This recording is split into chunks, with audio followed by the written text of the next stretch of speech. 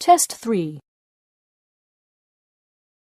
You will hear a number of different recordings and you will have to answer questions on what you hear. There will be time for you to read the instructions and questions and you will have a chance to check your work. All the recordings will be played once only. The test is in 4 sections. At the end of the test, you will be given 10 minutes to transfer your answers to an answer sheet. Now turn to Section 1. Section 1. You will hear a woman calling the London Police Department to report a robbery. First, you have some time to look at questions 1 to 4.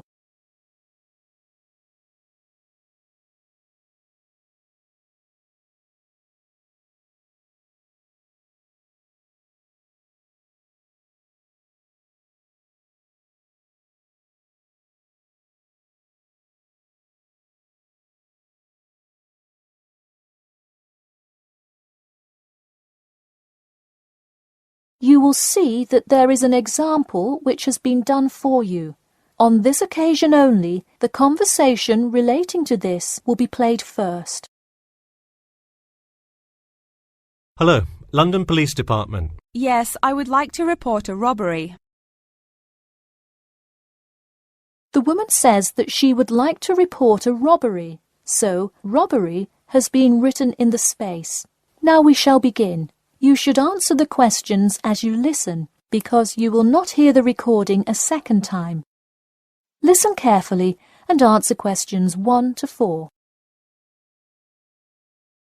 Hello, London Police Department. Yes, I would like to report a robbery. All right, just a minute while I pull up the form.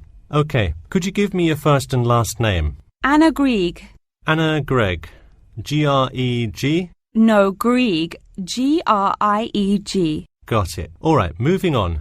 Gender, female. Date of birth? 15th of March, 1980. All right, thanks. Just a few more personal information questions, and then we can address your claim. All right. What's the address? 4 Ellendale Street. That's E-L-L-E-N-D-A-L-E. All right, Ellendale Street. Yeah, we've had a lot of break-ins in that area lately. And the postal code? W5 2AT. And are you a citizen of the UK? No. OK. What type of citizenship do you have? Well, I lived in the United States for most of my life, but I am actually of Grenadian nationality. OK. So is that the country that issued your passport? Yes. All right. Before you hear the rest of the conversation, you have some time to look at questions 5 to 10.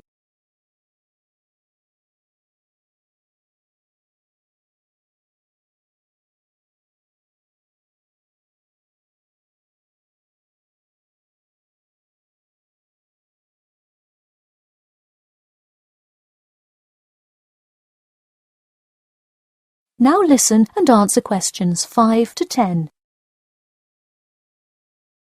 And what is the crime you're reporting? I already said a robbery. Oh, right.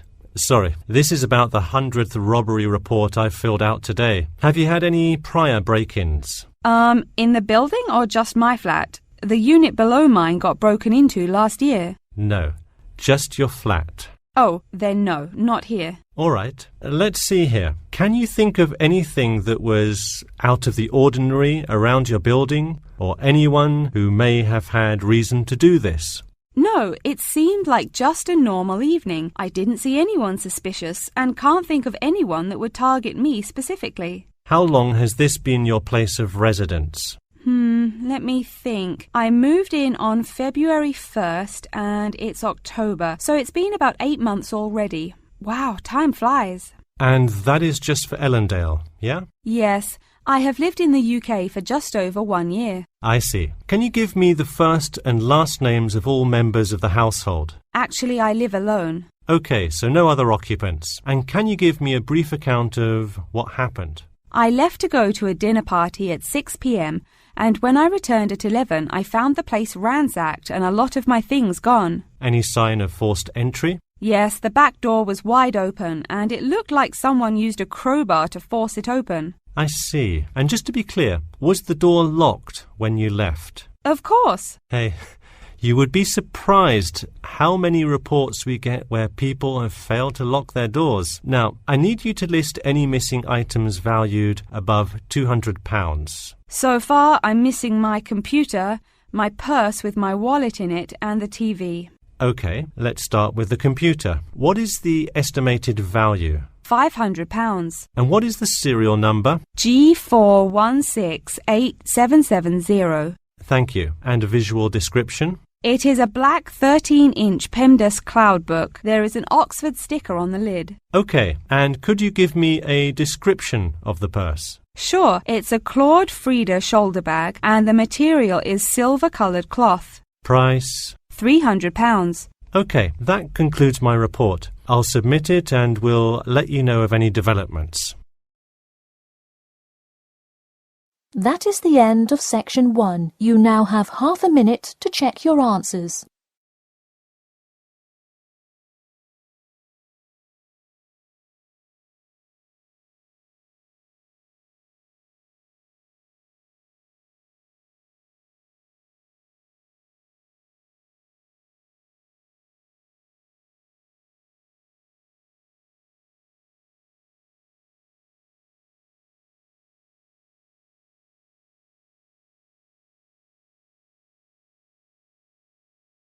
Now turn to section 2. Section 2. You will hear two students called Mark and Gina asking their tutor for advice on the extracurricular project. First, you have some time to look at questions 11 to 14.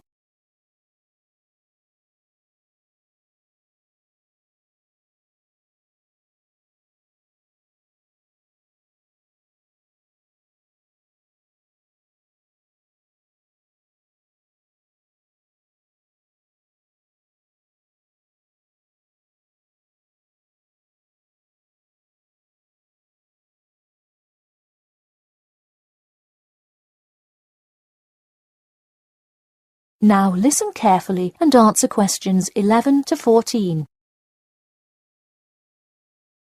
Hi Mark. Hi Gina. What can I help you with?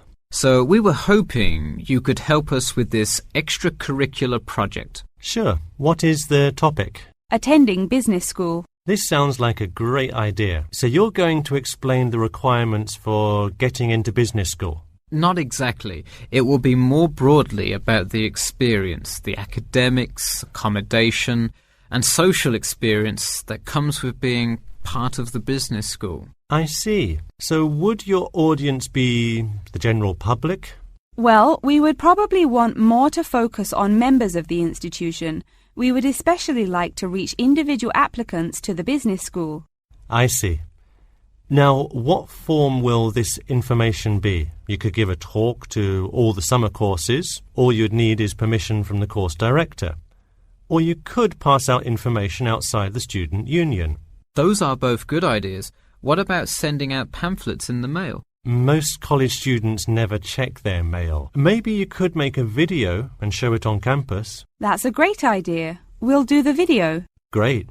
And as members of the business school, do you have an incentive to attract new students? If so, this idea is a great way to do that. No, the idea actually came about because of how much students like us worry about their studies. Yeah, when I got into business school, there were a lot of things I had not prepared for, so the video would cover a lot of things Mark and I wish we had known upon entering business school. Right. Before you hear the rest of the talk, you have some time to look at questions 15 to 20.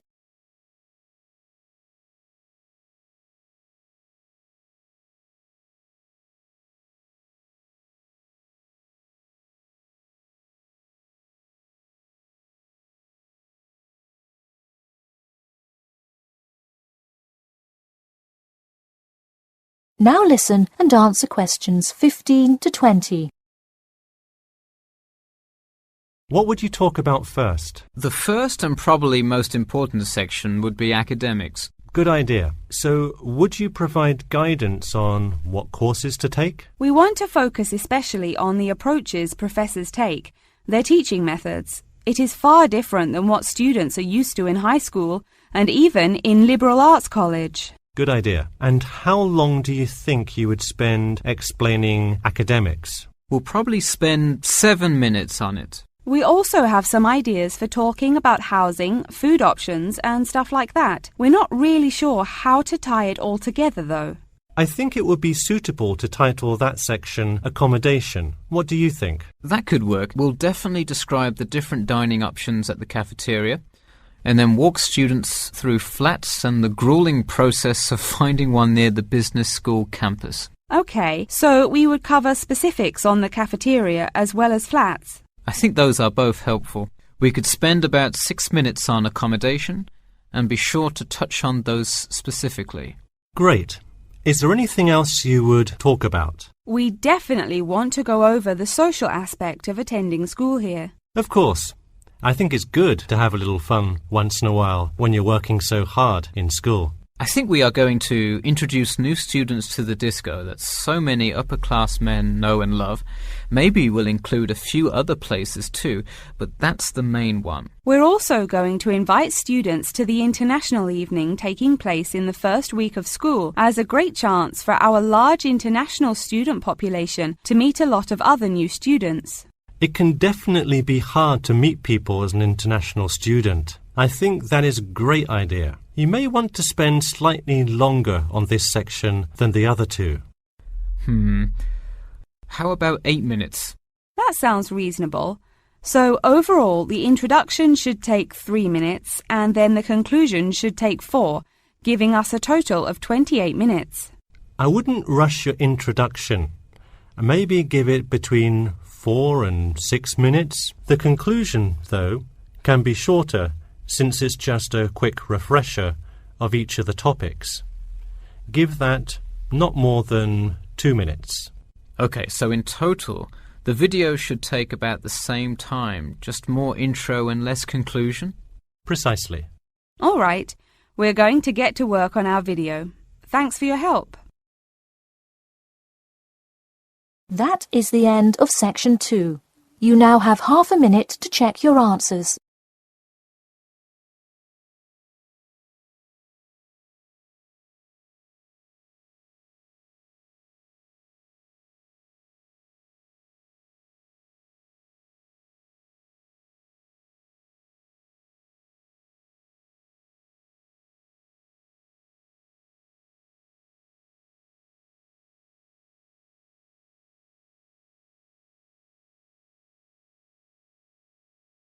Now turn to section 3. Section 3. You will hear a student called John talking to his classmate Danny about the details of his research project. First, you have some time to look at questions 21 to 26.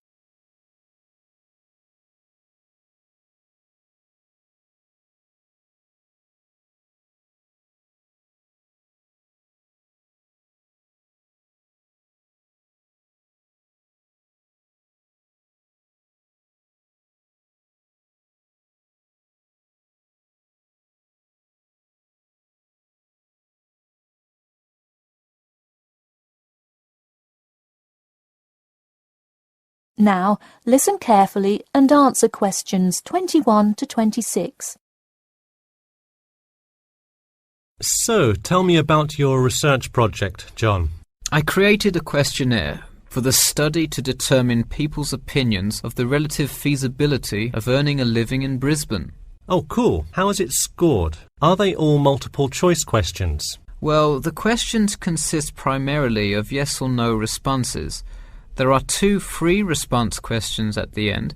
Participants will use a computer to fill in their answers. That way, it is really easy to analyze the data afterward. Great. It sounds like you have a pretty solid idea of what you should do. Just don't forget to submit a copy of your plans to Professor Curran by the 15th. Oh, I almost forgot.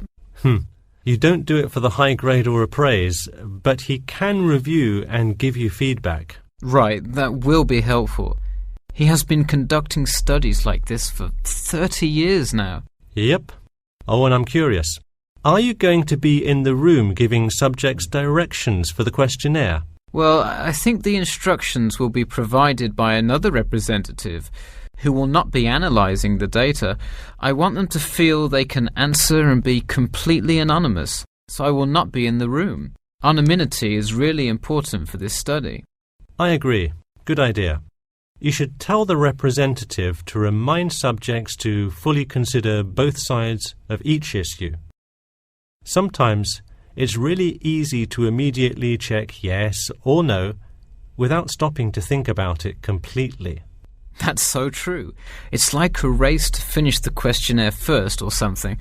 I'll make sure to include that in the instructions. This report has to be perfect. Wow, what's the big deal? I know it's part of your grades and all. Well, it's that, but also a well-executed study could grab the attention of faculty in the department, which would be a huge deal. So, for attention?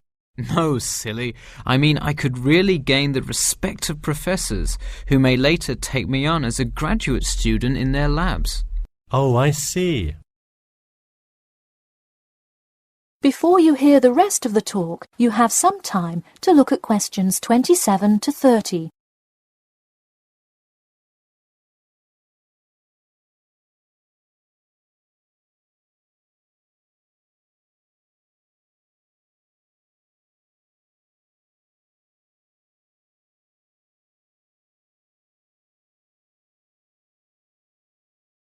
Now, listen carefully and answer questions 27 to 30.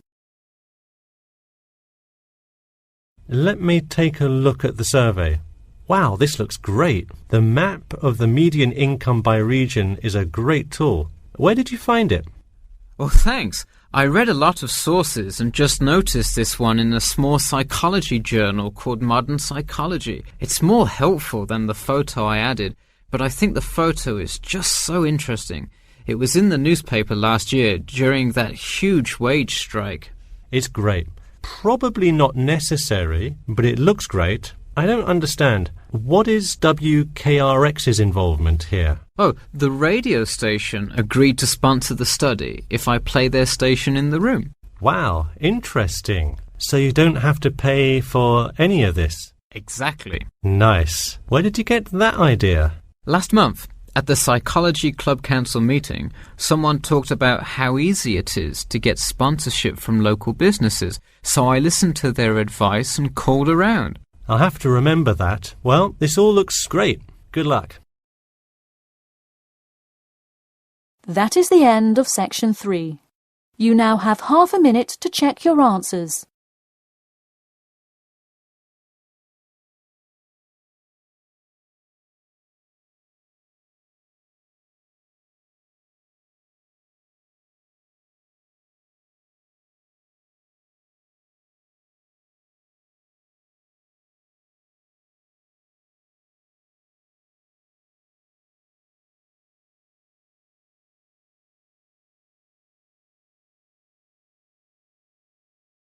Now turn to section 4. Section 4. You will hear the beginning of a lecture about the Pleasanton Town Market. First, you have some time to look at questions 31 to 40.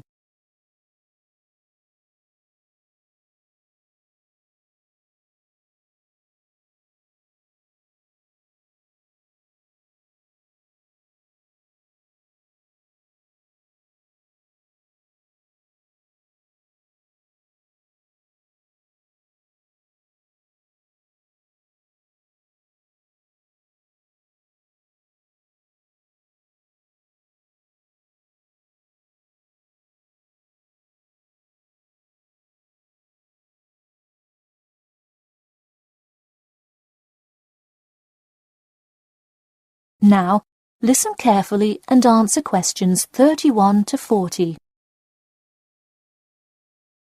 Good afternoon. In the last few lectures, we've been covering the social and political pressures that influenced the rise of the rebellion of 1679.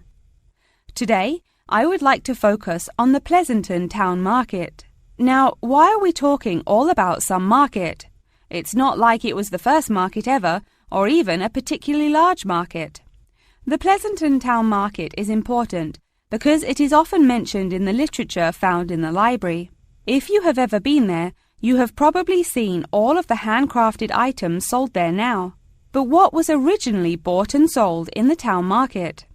In the beginning, the market sold products such as meats, furs, and simple tools. Over time, though, it became known as the place to find quality livestock. People came from all over the world to find the biggest and best cows, pigs, and chickens. In fact, the profits from the town market became the savior of a plummeting economy during a time of much turmoil.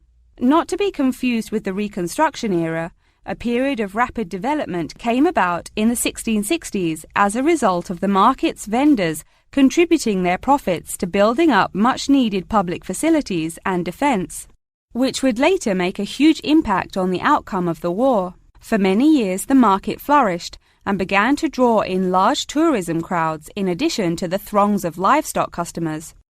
However, as revolutions in farming came about, more people moved to farms far from the city centre. Customers grew more and more reluctant to travel all the way to the town centre for their meats, when they could easily choose to buy from local farmers near them for a fraction of the price. With such a fall in the profits of the town's major profit generator, some quality town planning was needed. In the mayoral election of 1668, a young man of little fame just barely claimed the popular vote, none other than the now legendary John C. Wiley. Wiley's first decision as mayor of Pleasanton was to deal with the quickly failing town market. The building with the large clock was a landmark that had symbolized growth in Pleasanton for a generation. Wiley decided to use the notoriety of the town market to set an example. During the historical Rotterdam Rebellion, Wiley gave all those involved lifetime prison sentences in the very same building. It stayed a prison for about 50 more years until they transported all remaining prisoners to other facilities and turned it into the historical monument today.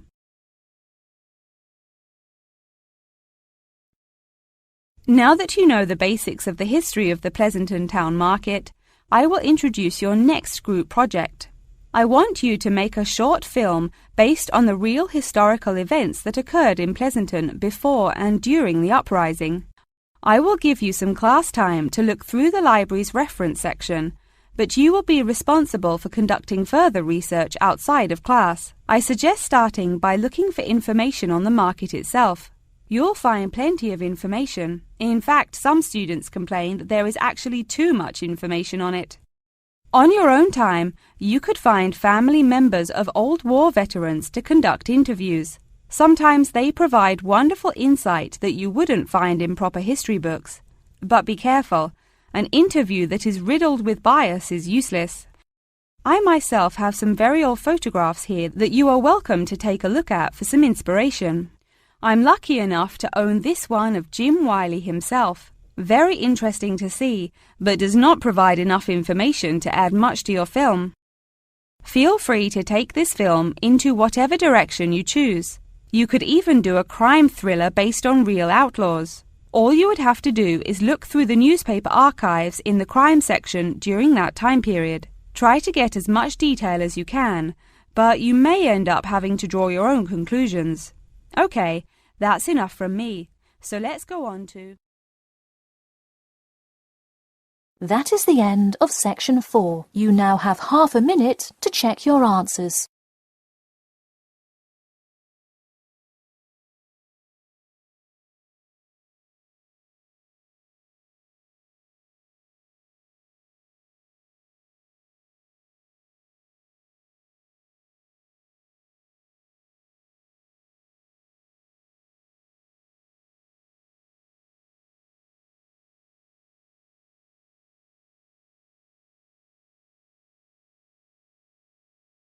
That is the end of the listening test.